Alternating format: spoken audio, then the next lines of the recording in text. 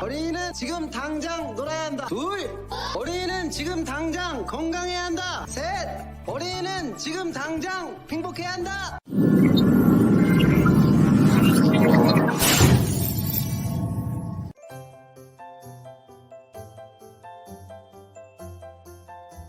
안녕하세요. 브랜드 강사 이성호입니다.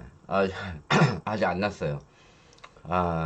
지금 자운의 불균형, 자운의 균형, 이런 것들을 지금 어머니들이 많이 들어봤을 거예요. 근데 도대체 언제부터 해야 되나?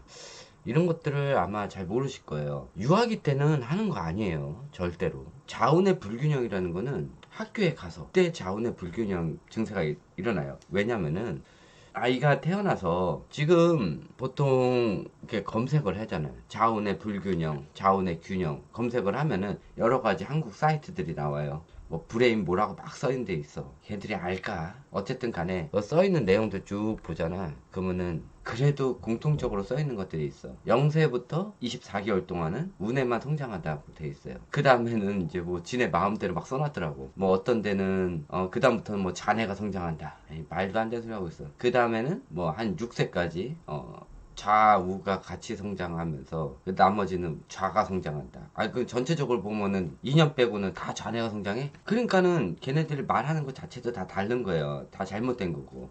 약 11세 정도 뇌가 이제 거의 다 완성이 되는데 2세 이후부터 좌뇌가 계속 성장을 하면은 걔네가 하려는 대로 하면은 자운의 불균형이 일어나지. 그러면은 말도 안 되는 소리 하고 있어.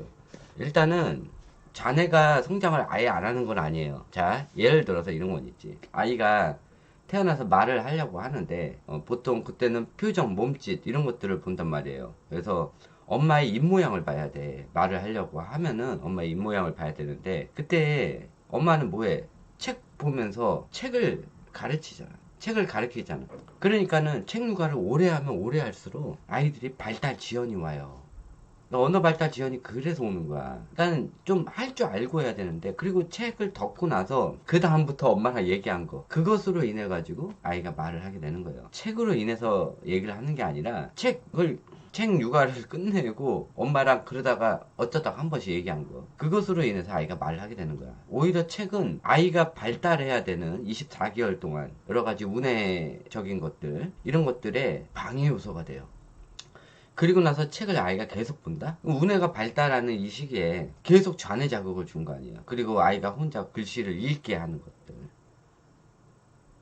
또 아이가 TV를 보는 것들, 또 아이가 숫자를 하고 이런 것들이 전부 다 좌뇌 자극이에요. 그리고 엄마가 시키면 시키는 대로 하고 선생님이 시키면 시키는 대로 하고 지시수행에 너무 강압적으로 하거나 규칙 규율을 강하게 하거나 이랬을 때 아이가 거기서 좌뇌 자극이 굉장히 많이 들어가게 돼요. 그런데 이런 좌뇌도 성장하는 시기가 있어요. 보통 우리나라 기준으로 한 7세 그 정도 유치원 시기 있죠. 그때 원래 바뀌게 되는데 우리나라 유치원 뭐 4세 5세 반 들어가더라도 선생님이 7세 반 애들처럼 너무 강압적으로 하는 데가 많아요. 또 학습식으로 하는 데가 많아요. 그런 데 가면은 이 학교 갔을 때 해야 되는 그런 것들에 대해서 조기 교육이 들어가는 거죠. 어머니들 알고 계셔야 되는 게 조기 교육이 발달 지연 교육이에요.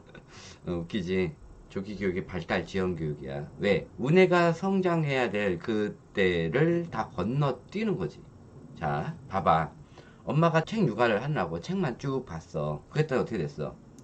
얘가 블럭을 껴야 되고 동그라미를 그려야 되고 그 시기, 또 소근육 활동을 해야 되는 그 시기를 다 건너뛰어 버렸잖아. 그리고 나서 학교에서 해야 되는 그런 책 육아를 했잖아. 그렇기 때문에 실질적으로 발달되어야 되는 여러 가지 소근육과 또 사회성 교육, 또 사람의 얼굴 표정을 보고 그거를 인지하는 그런 교육들, 그런 것들을 다 못했기 때문에 그것에 대해서 발달 지연이 오게 된 거야. 그래서 학교 가서 또는 막 제 거 강의를 중간에 들어오신 분들 있잖아. 뭐 60개월 애들이 그림 그려요? 못 그려요. 블럭 끌 줄 알아요? 힘들어요. 다 발달 지연이 온 거야. 엄마가 했던 그 자네 교육으로 인해서 운의 발달 지연이 온 거예요. 이게 다 발달 지연 교육이야. 선행하는 거. 자, 1학년짜리 애들한테 3학년짜리 선행을 해. 이것도 마찬가지 발달 지연 교육이에요. 왜냐? 하지 말아야 될 시기에 했기 때문에 아이가 모르는 거는 다 건너뛰게 되는 거야. 그러니까 제대로 차근차근 스텝 바이 스텝으로 좀 밟아가야 되는 그 시기에 너무 점핑을 했기 때문에 아이가 모르는 거는 다 건너뛰고 넘어가게 되는 거지. 그리고 그 시기에 엄마 뭐해? 보통 연산만 하잖아. 내 연산만 시키지 말라는 이유가 그거야. 그렇게 해서 만약에 그렇게 하더라고. 1학년부터 3학년까지 무슨 최상위 수학 그거를 6학년까지 쭉 뽑더라고. 그럼 어떻게 돼? 보통 걔네들 어떻게 해? 연산만 쭉 뽑고 나가는 거야. 다른 그거 해요? 안 해. 근데 엄마가 더 웃긴 건 뭔지 알아? 애가 뭘 배웠는지조차 몰라. 확인을 안 해. 아니 거기서 최상위 수학을 하면은 엄마도 사가지고 이게 진짜 아이가 하나 못하나를 체크하면 되는데 체크를 안 해.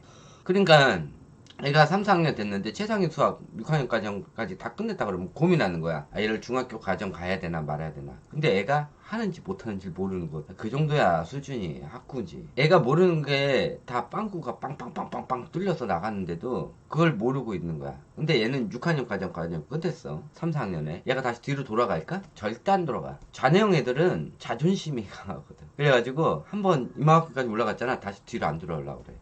책도 마찬가지야. 얘가 필요 이상의 책을 너만 읽었어. 근데 이해하지도 못한 책들 다 읽었단 말이야. 그러다가 다시 7살 때 돼가지고 전래동화로 다시 돌아오잖아. 안 돌아오려고 그래. 이 선행 자체가 다 발달지연 교육이에요. 얘네들이 안 돼서 다 돌아오려고 그래도 쪽팔려서 안 하려고 그러고, 그림을 그리는데 졸라맨을 그리는데 다시 그림 그려 그러면 안 하려고 그래. 이게 자네 교육이 다 그런 거예요. 그러니까 애들을 전체적으로 운해가 발달할 시기에 운해를 발달 안 시켰기 때문에 운해 발달 지연에 대한 여러 가지 특징들을 갖게 돼요. 자네가 발달돼야 되고 운해가 발달돼야 됐을 때 뭐가 성장을 하는지, 또 두 개가 발달 지연이 왔을 때 뭐가 되는지 요 다음 강의에 해드리도록 할게요. 그래서 뇌 밸런스는 태어나서 한 6세에서 늦는 애들은 초등학교 1학년까지 운해가 성장해요. 외국 기준으로 보면은 뭐 핀란드나 또 미국이나 독일 이런 데 같은 경우는 오로지 운해에 해당하는 것만 한 학교 들어가기 전까지 해요. 학교를 들어가서도 그걸 끊지 않고 계속 유지를 한단 말이에요. 왜? 내가 5학년 6학년에 한번 가지치기 최종을 한다 그랬잖아요. 가지치기 못하게 하려고. 자네는 아예 성장 안 하는 게 아니라 자네의 세포는 성장하는데 이게 다른 거지. 운해가 성장하니까는 얘네들이 이론적 사고가 아니라 경험적 사고를 해. 경험적 판단을 하고 뭐든지 경험에 의해서 해결을 하려고 그래. 이런 걸 배운단 말이야. 그리고 학교에 들어가는 그 무렵부터 이론 지식이 쌓여. 그래서 학교 들어가서부터 내가 책을 읽으라고 한 거고, 그때부터 책을 읽은 다음부터 여러 가지 지식들이 쌓이고, 그 지식에 의해서 이론적 판단과 경험적 판단을 동시에 아이들이 하게 되는데, 보통은 아직까지는 운해가 성장하니까 경험적 판단을 더 많이 하게 되지. 그러다가 이론이 점점 더 쌓이고 나서 애들이 두 개의 판단을 5학년에서 6학년 이후부터 갑자기 두 개를 다 할 수가 있는 거야. 근데 운전대가 운해에 있으면은 대체적으로 경험적 판단을 많이 하려고 하고, 운전대가 잔해에 있으면은 이론적 판단을 하려고 하는데, 문제가 뭐냐? 운전대가 잔해에 있으면은 한 번에 한 가지 정보밖에 안 와. 운전대가 운해에 있으면은 한 번에 여러 가지 정보를 선택을 할 수가 있어요. 달라요. 그래서 잔해형 사람들이 세뇌를 금방 당하는 이유가 한 번에 한 가지 정보가 오기 때문에 기존에 내가 알고 있던 정보를 없애야 돼. 이게 굉장히 위험한 거예요. 완전히 그냥 사전적 정보가 들어오거든. 세뇌를 금방 당해. 근데 뜻도 뭐 잘 몰라. 그냥 거기서 얘기한 거 그대로 그냥 입력한 거지. 근데 운해형 사람들은 여기 정보 저기 정보 다 가져와가지고 거기서 본인 스스로 판단을 해요. 그거 좀 다르기는 해요. 그래서 지금 주변에 보는 여러 가지 내용들, 그런 거 어차피 업체에서 광고한 것들은 그냥 믿지 마세요. 이거는 전체적으로 뇌 발달 과정에서 그걸 상세하게 아는 사람들만 아는 거고, 어차피 뭐 앞에 브레인 붙어 있어가지고 뭐 이렇게 하는 데 있잖아. 그런데 그 원장들이 과연 알까? 어차피 장사 속이야, 장사 속.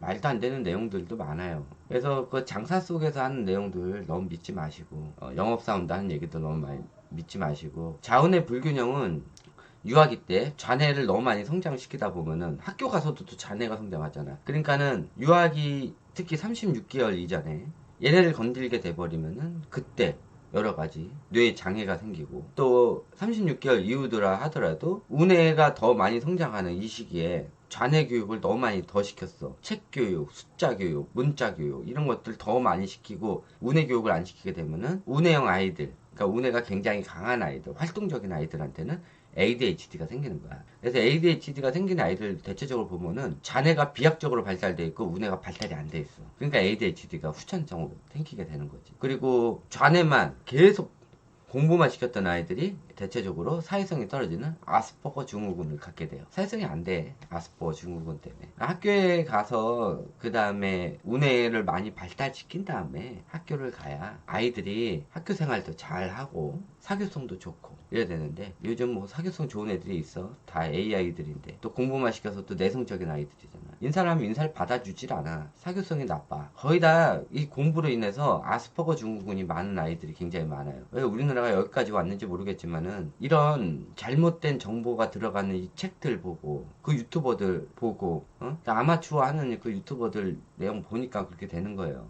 교수들 강의 들으라고. 교수들 어차피 그 교수들이 다 뇌로 해가지고 하는 거야. 뇌를 정상적으로 좀 잘 하시는 분은 신혜진 교수, 그 다음에 아이들 전체적으로 발달 과정을 하는 거는 하정훈 박사. 그 두 사람 것만 딱 봐도 대충 알고, 그리고 나서 제 강의 들어와요. 그러면 전체적으로 다 알 수 있는 내용들이니까. 네, 이것을 끝마치도록 하고요. 자원의 불균형은 아까 얘기했듯이 보통 학교 가서 문제가 생기긴 하는데, 요즘은 예전에 안 했던 이 조기 교육을 너무 많이 시키는 바람에 애들이 문제가 되는 거야. 그러니까는 우뇌 발달 안 했기 때문에 우뇌 발달 지연으로 인한 뇌질환이 생기고 있어요. 한쪽 뇌만 계속 발달시키니까. 엄마들이 하는 것이 책육아부터 공부, 학교 가서도 공부, 뭐야. 좌뇌만 발달시키잖아. 태어나자부터. 그러니까 이거는 애들이 뇌질환이 안 생기면 이상한 거야. 이거는 무조건 뇌질환이 생겨야 돼. 뇌질환이 안 생기더라도 얘네들은 기본적으로 아스퍼거 증후군을 가지고 있어요. 사회성 결여. 그 사회성 결여 되면은 나중에 20살 돼가지고 무슨 취직을 해. 못해. 그리고 아스퍼거 증후군 가지고 있는 애들이 대체적으로 인격 장애를 가지고 있어요. 하여튼 그렇게 알고 계시고요. 요 다음번 강의에서는 좌뇌, 우뇌가 무슨 역할을 하는지, 행동적으로 무슨 역할을 하는지, 또 발달 지연 경우는 어떤 상황이 생기는지에 대해서 설명을 해드리도록 할게요. 네, 여기서 끝마치도록 하겠습니다. 감사합니다.